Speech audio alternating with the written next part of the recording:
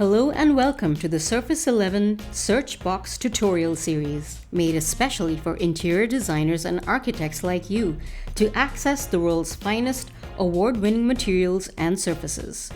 This is Tutorial 1, how the search box is organized. When you land on the homepage of surface11.com, you will be greeted by this search box. Technically, you can click on Search Now and it will bring you a list of hundreds of our products. If you know the product code of the product that you're looking for, you can type it here. Using these filters will narrow down your search. The category filter houses each of our material classifications.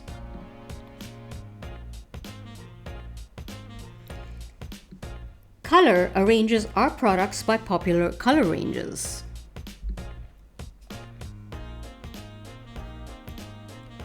Under Shape and Size, you can choose a shape and then select the size of what you're looking for. Be aware that shape and size are grouped together because of their properties.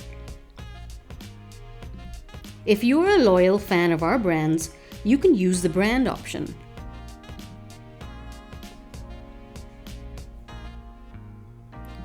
Theme lets you choose the type of finish or effect you're looking to create in your project.